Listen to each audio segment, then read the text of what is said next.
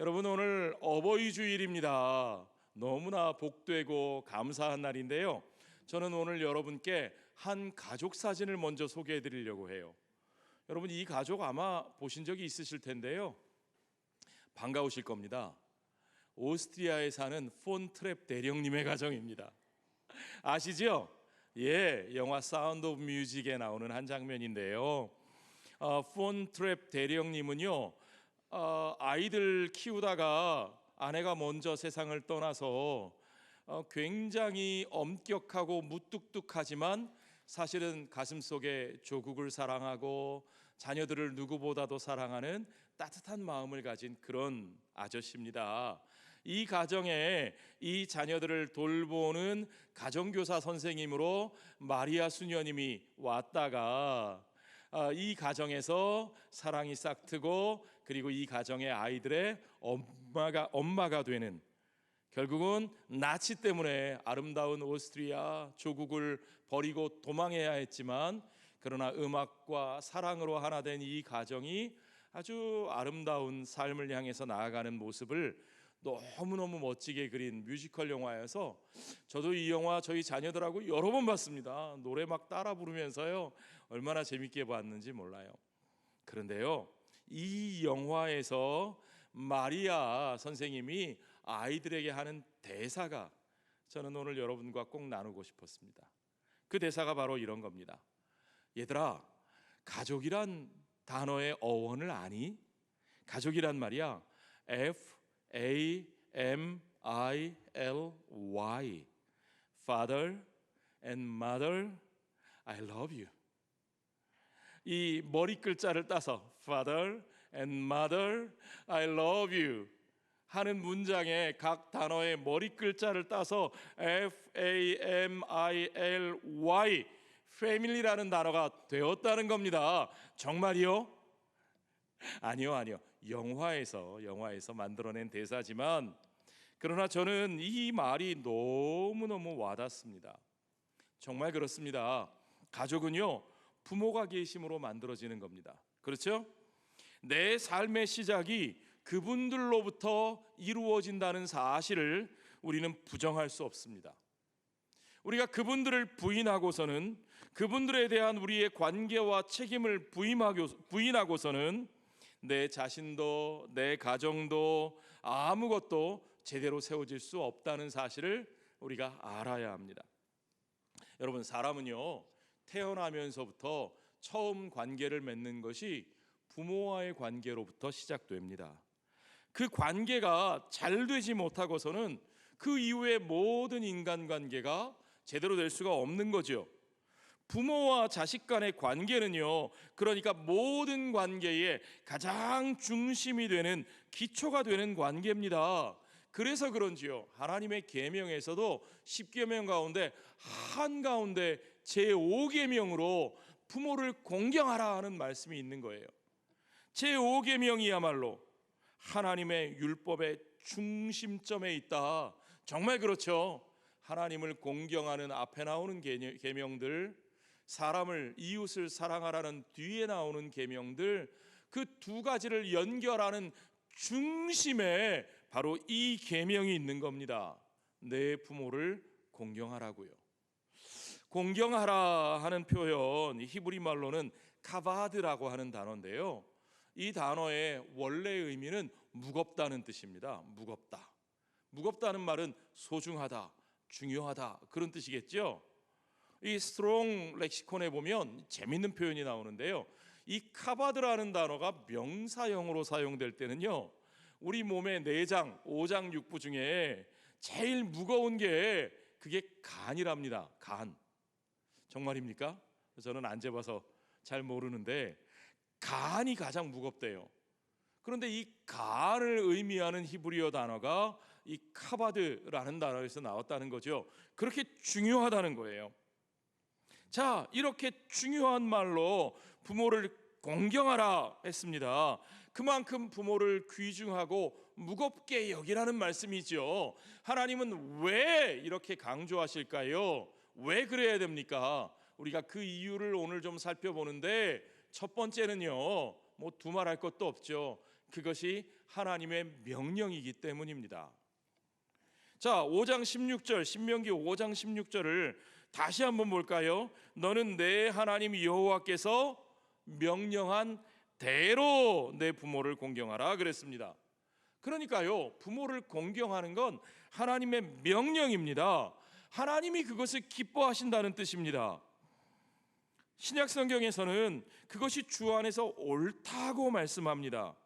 그러니까 부모를 공경하지 않는 것은 우리 인간에게 있어서 가장 악한 태도라고 하나님께서 규정하고 계신 거죠. 디모데후서 3장 1절부터 보면 바울은 이 시대에 대해서 이렇게 표현합니다. 너는 이것을 알라. 말세에 고통하는 때가 이르러 사람들이 자기를 사랑하며 돈을 사랑하며 자랑하며 교만하며 비방하며 부모를 거역하며 감사하지 아니하며. 부모를 거역한다는 것은 감사하지 않는 것과 사실 같은 거예요. 거룩하지 아니하며 무정하며 원통함을 풀지 아니하며 모함하며 절제하지 못하며 사나우며. 아이고, 요즘 얼마나 싸나운지요. 사람들이 사나운 게 아니라 요즘 사람들은 싸나워요. 아주. 선한 것을 좋아하지 아니하며. 요즘 사람들 아주 쉽게 그런 말 하죠. 착해 빠지면 뭐해? 착해 빠지면 당하기나 하지. 그러면서 심지어 자기 자녀들에게도 이렇게 가르치시는 분들이 있어요. 착하게 살 필요 없다. 착해 빠지게 살면 안 된다. 여러분, 큰일 날 얘기입니다. 2000년 전에 기록된 말씀인데 어쩌면 오늘 우리가 사는 오늘의 모습을 그대로 보여주고 있습니다. 여러분, 시대가 많이 변하는 것 같죠? 사람의 문화와 문명이 변하죠. 유행도 변하죠. 세월이 흐릅니다. 그런데 그럼에도 불구하고 변하지 않는 두 가지가 있다고 말합니다. 그 두 가지가 뭔 줄 아세요? 첫째는 하나님이 변하지 않으셔요. 우리 하나님은 변치 않으시는 하나님이십니다. 아멘. 그리고요, 또 하나는요, 사람의 인생에 사는 원리는 변하지 않습니다. 사람의 삶은 변치 않습니다. 변치 않으시는 우리 하나님이 변함없이 우리 사람의 인생을 향하여 명령하시는 것이 있는데, 그것이 바로 내 부모를 공경하라는 바로 이 말씀입니다. 이 계명이 주어지고요, 1500년이 지난 예수님의 시대에 그 시대에 바리새인이라고 하는 사람들이 많이 있었습니다. 이 사람들이 율법을 아주 중요하게 여기는 사람들이죠. 율법을 철저하게 지키고 하나님께 헌신하고 봉사한다고 하는 사람들이었습니다. 그런데요, 그들이 바로 그 율법에 대한 열심 때문에 어떤 때는 부모를 봉양하는 것을 소홀히 했던 것 같아요. 와, 이 사람들 중에 어떤 사람들이 있었냐면, 이게 부모님께 드려야 되는 건데 부모님께 드리는 대신에 고르반, 무슨 뜻이냐면 하나님께 드렸다, 그런 뜻이래요. 고르반 하고는 이걸 하나님께 드려버리면 부모님께 드리지 않아도 된다는 거죠. 여러분 생각해 보세요. 아니, 하나님께 드릴 거를 쥐가 아끼고 줄여서 하나님께 드려야지 왜 부모에게 드릴 걸 하나님께 드려요? 그러면 돼요, 안 돼요? 안 되죠. 왜 웃기만 하고 대답을 안 하세요? 그러면 안 되는 겁니다. 자, 여러분, 율법의 본질을 외면하고 율법을 지킨다고 말하면서 율법의 본질을, 율법이 본래 우리에게 말씀하시는 가치를 외면하고 있는 거죠. 율법의 문자를 형식적으로 지키기 위해서 그 율법이 우리에게 가르치시는 중요한 정신을 외면하고 있는 사람들, 그런 걸 우리는 율법주의라고 말합니다. 그렇습니다. 율법주의는 우리가 버려야 할 것이지만 우리 하나님은 변하지 않으십니다. 그러므로 우리 하나님의 명령의 본질도 변하지 않으시는 겁니다. 천지는 없어지고 지나가지만 율법은 1.1획도 그냥 땅에 떨어지는 법이 없는 것을 믿으시기 바랍니다. 그 율법은 모세의 시대나 오늘 우리들의 시대나 동일한 하나님의 명령인 거죠. 부모를 공경하는 것은 오고 오는 시대의 모든 자녀들, 모든 자손들에게 주시는 하나님의 귀한 명령인 것을 여러분 믿으시기 바랍니다. 그렇습니다. 제가 지금 명령이라고 말씀드렸어요. 충고라고 하지 않았습니다. 권면이라고 하지 않았습니다. 명령이에요. 명령은요, 내가 하면 좋고 안 해도 되는 것이 아니라, 선택사항이 아니라 반드시 지켜져야 하는 것입니다. 자, 우리가 부모를 공경해야 하는, 무겁게 여겨야 하는 두 번째 이유는요, 예수 그리스도께서 그렇게 하셨다는 겁니다. 우리는 예수님이 보여주신 모범을 따라 살아야 하는 사람들이죠. 누가복음 2장 51절에 보면 예수님의 어린 시절 이야기가 나옵니다. 예수님께서 성전에 가셨다가 어려서부터 율법 교사들과 하나님의 말씀에 대해서 논하셨어요.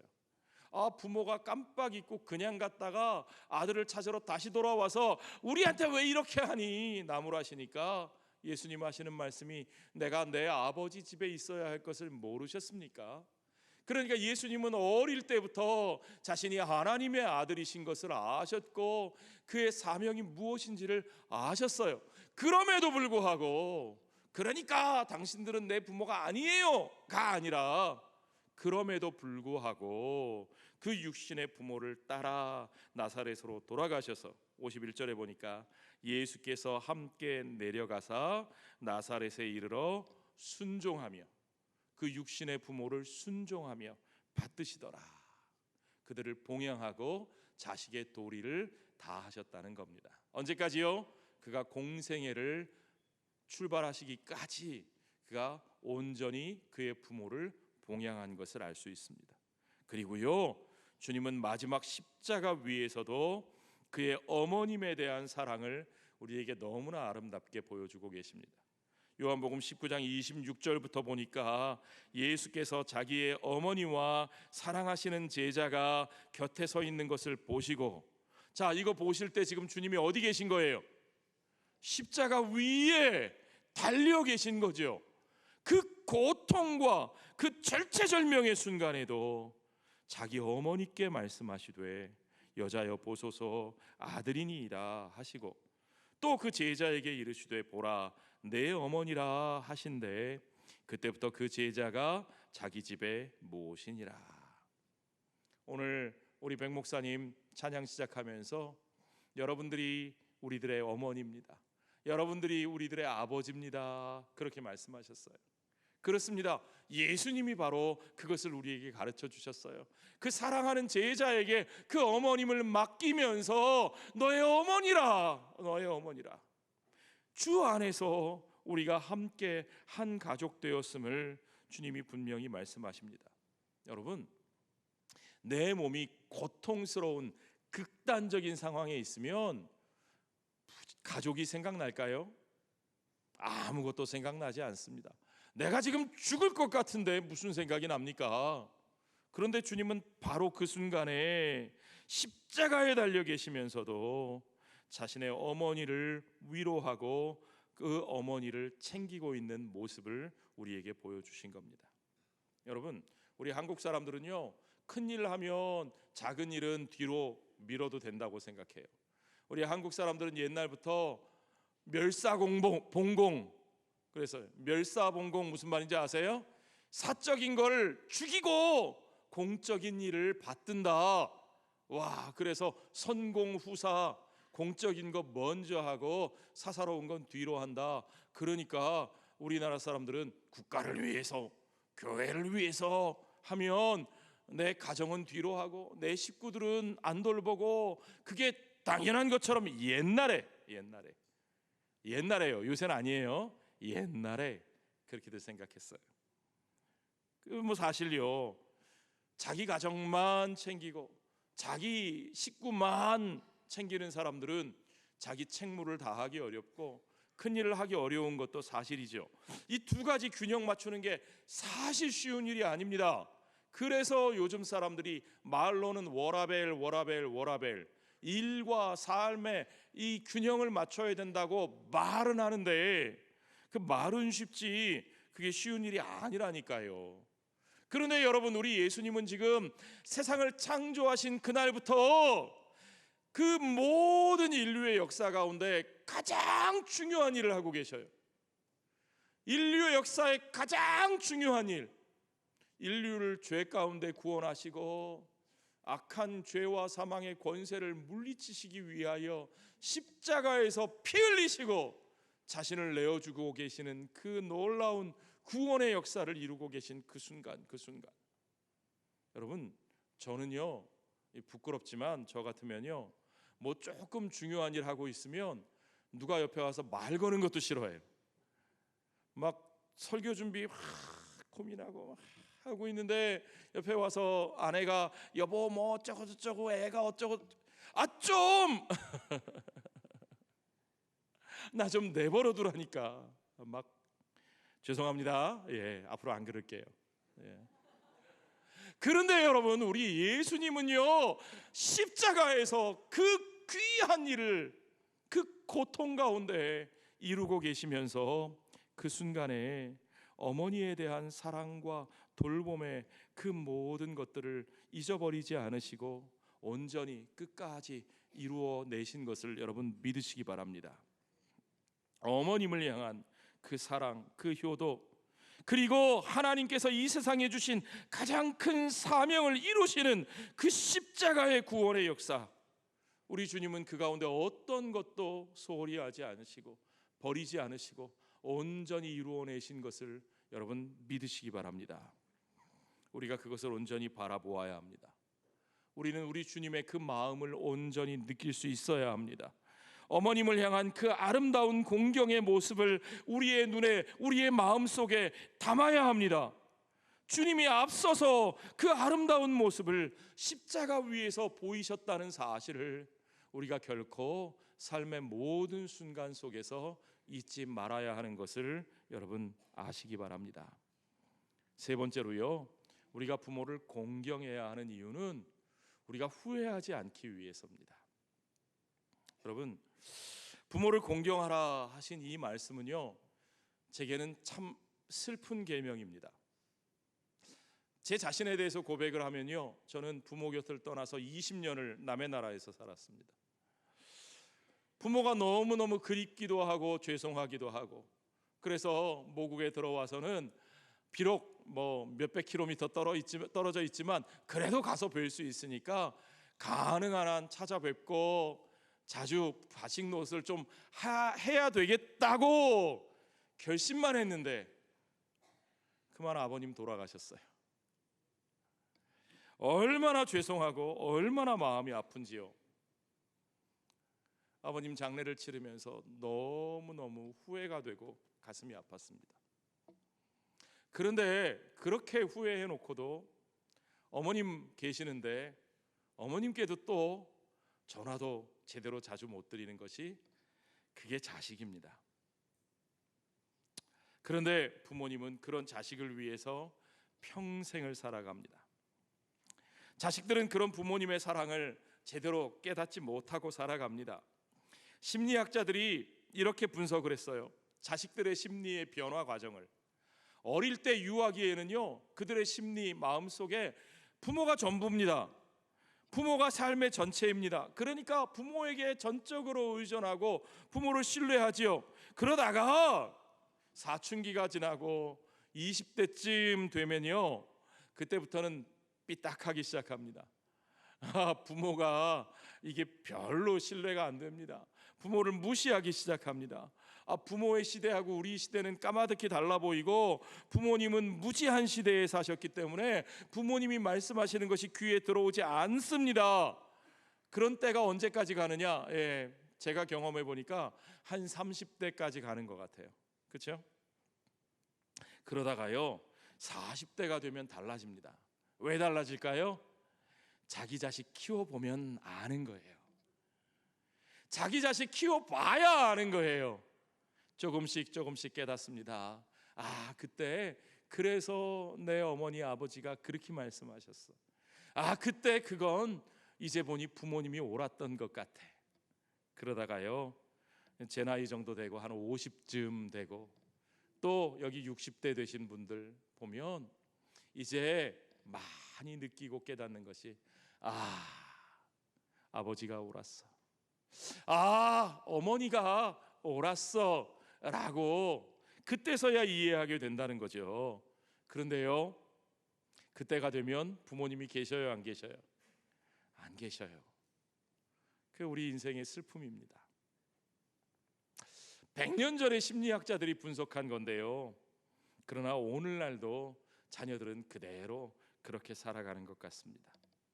내 부모를 공경하라는 이 말씀은요, 나중에 그렇게 후회하지 말라는 주님의 말씀이고 우리를 향한 배려의 말씀이라고 저는 생각합니다. 잘못하고 나서 다시 무르거나 되돌릴 수 없는 후회를 만들지 말라는 말씀입니다. 그리고 우리 자녀들에게도 그렇게 가르쳐야 합니다. 공경할 줄 모르고 감사할 줄 모르고 당연하게 여기는 것을 여러분 가르쳐야 됩니다. 바로 잡아주어야 됩니다. 지금은요, 어린 자녀들이 나한테 전적으로 의지하고 신뢰하고 관계가 밀착되어 있으니까 그걸로 괜찮다고 생각하십니까? 평생 그렇게 살 것 같아요? 금방 지나갑니다. 예전에 우리 어르신들이 품 안의 자식이다 그러셨죠? 품 안의 자식이 나가는 거 금방입니다. 곧 우리의 가정이 empty nest, 빈 둥지가 되고 맙니다.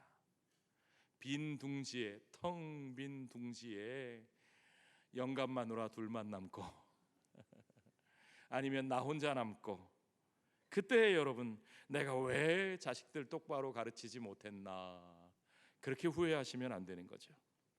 지금부터 가르쳐야 합니다. 주님의 교양과 율례로 그들을 지도해야 합니다. 그런데요, 가르칠 때 가장 중요한 게 뭐냐? 이건요, 다른 건 몰라도 이것만큼은 절대 말로 가르칠 수 없다는 겁니다. 내가 내 부모를 공경하는 모습을 보여주지 않으면 그들이 나를 공경하지 않습니다. 내가 교회에서 정직과 성실과 진실로 섬기지 않으면 그들도 교회에서 정직과 진실로 섬기지 않습니다. 분명합니다, 여러분. 자식들은요, 부모의 말보다 부모가 행하는 대로 배우고 따라갑니다. 여러분, 효도의 문제는 더욱더 그렇습니다. 멀리 있는 사람들을 속이고 꾸밀 수 있지만요, 주일날 교회에서 한번 모이는 교인들 앞에서는 잘하는 척할 수 있지만 나와 함께 살아가는 자녀들을 어떻게 속입니까? 그럴 수 없죠. 가족은요, 발가벗겨진 채 사는 사람들이에요. 그 발가벗겨진 곳에서 내가 어떻게 하느냐, 자녀들이 다 보고 배우는 겁니다. 그러므로 여러분, 오직 우리의 중심으로 우리의 부모를 귀하게 여기고 무겁게 여기고 공경하고 사랑하고 우리의 책임을 다해야 할 줄로 믿습니다. 마지막으로, 부모를 공경하는 것은 하늘에 계신 우리 아버지를 공경하는 첩경이 됩니다. 우리가 부모를 공경하지 않고 하나님 아버지를 공경한다, 있을 수 없는 일이라는 겁니다. 내 육신에 내 앞에 보이는 부모님을 섬기지 않으면서 보이지 않는 아버지 하나님을 섬긴다, 그 거짓말입니다. 여러분, 하나님께서는 우리가 그분 앞에 나아갈 때 우리가 육신의 부모를 돌보지 않고 공경하지 않는 것을 보시면 어쩌면 우리들의 예배를 안 받으실지도 모르겠어요. 제가 하나님이 아니니까 모르겠지만 저는 그렇게 생각합니다. 세상에서 우리의 사랑의 첫 번째 대상, 우리의 처음 맺는 관계로 우리에게 주신 일평생 자신의 몸을 찢어 우리를 낳으시고 진액을 쏟아 우리를 사랑하신 그 부모를 공경할 줄 모르는 사람, 그 사람들이 드리는 예배, 우리 하나님이 기뻐하시지 않으실 겁니다. 우리 하나님 앞에 나아가는 길은요, 부모를 공경하는 것에서부터 시작됩니다. 육신의 부모에게 효성을 다할 뿐만 아니라 그 효성이 우리 모두의 아버지이신 하나님 아버지께도 이어지는 것이, 그것이 당연하고 마땅한 우리의 믿음이고 은혜의 역사인 것을 여러분 믿으시기 바랍니다. 우리 하나님께서 우리에게 명령하셨어요. 내 부모를 공경하라. 그리고는 이어서 축복을 말씀하셨습니다. 내게 준 땅에서 내 생명이 길고 복을 누릴 것이라고요. 그렇죠? 그리하면, 그랬어요. 그리하면 내 하나님 여호와가 내게 준 땅에서 내 생명이 길고 복을 누리리라. 여러분, 부모에게 효도하는 사람들이 잘 된다는 겁니다. 여러분, 잘 되는 거 좋아하시죠? 여러분, 복 받는 거 좋아하시죠? 부모에게 효도해야 된다는 겁니다. 뿐만 아니라 부모에게 효도하고 노인을 섬길 줄 아는, 돌볼 줄 아는 사회가 그 사회가 잘 되는 사회인 것을 여러분 믿으시기 바랍니다. 여러분, 노인을 돌보는 사회는요, 정당한 권위에 순종할 줄 알게 되고 질서를 지킬 줄 알게 될 뿐만 아니라, 여러분, 어떤 사람 채용할 때 그 사람이 부모에게 어떻게 하는지 한번 볼 수 있으면 보십시오. 부모에게 효도하는 사람이면 더 볼 것도 없습니다. 왜요? 그 사람은요, 조급하지 않아요. 무정하지 않아요. 여러분, 어르신들 잘 모시려면 제일 힘든 게 뭔지 아세요? 어르신들 연세가 많아지시면 했던 얘기 또 하고, 했던 얘기 또 하고, 아까 말씀드렸는데 못 알아듣고 또 물어보시고, 또 물어보시고. 그러니까 어르신들 잘 모시려면 인내심이 있어야 돼요. 참을 줄 알아야 돼요. 급하지 않아야 돼요. 그러니까 여러분, 사람을 볼 때에 어르신들 잘 모시는 사람이면 그 사람 틀림없죠. 예, 그 사람 자신의 마음을 다스릴 줄 아는 사람이고, 조급하지 않은 사람이고, 침착한 사람이고, 따뜻한 사람입니다. 악하지 않은 사람입니다. 그런 사람들이 이루어가는 공동체, 그런 사람들이 이루어가는 조직, 그런 사람들이 함께 살아가는 사회는 오래 지속 가능한 사회인 것을 여러분 믿으시기 바랍니다. 여러분, 냉정하고 냉혹하고 철저한 사회가 능률적이고 효율적일 것 같죠?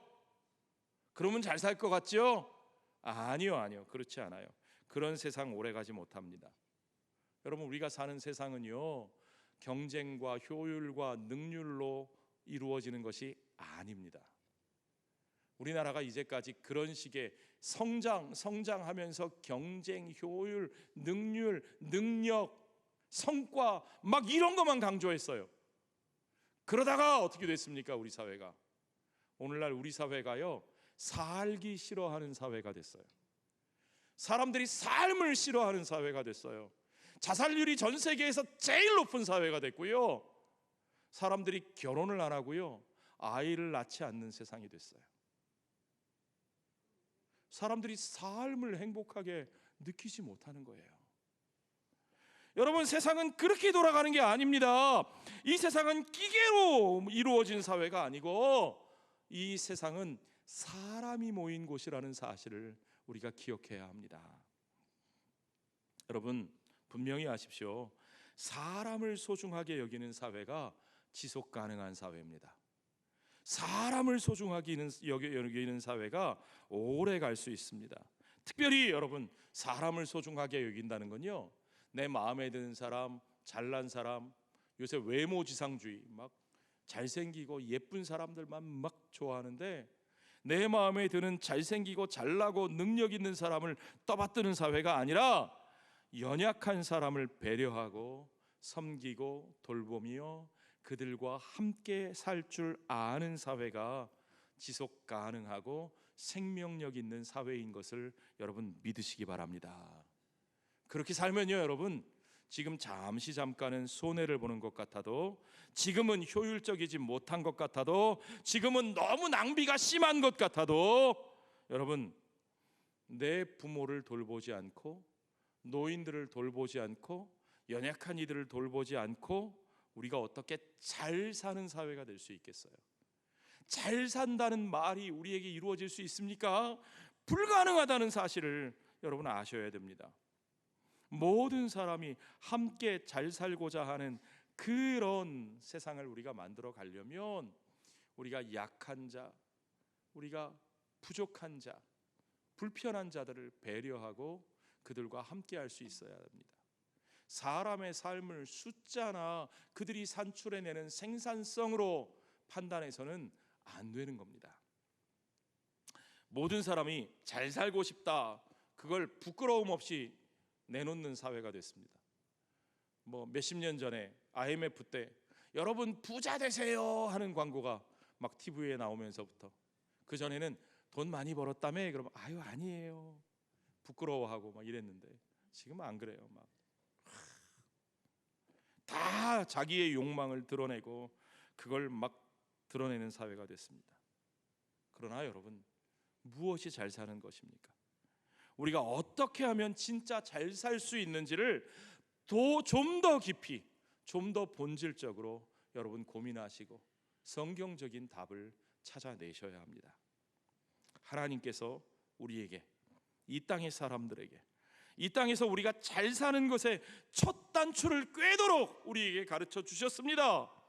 이 땅에서 너희가 처음 맺은 그 관계, 처음 만난 그 사람들을 소중히 여기라는 겁니다. 그들과의 관계를 귀하고 무겁게 여기라는 겁니다. 그들을 제대로 사랑하고 공경하라는 겁니다. 그것이 너희가 잘 사는 것의 시작점이라고 말씀하고 계신 겁니다.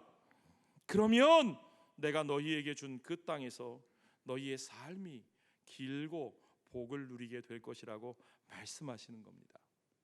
우리가 그토록 바라는 진짜 잘 사는 삶을 우리가 누리게 되는 겁니다. 그래서 이 계명을 약속 있는 첫 계명이라고 바울도 우리에게 말하고 있습니다.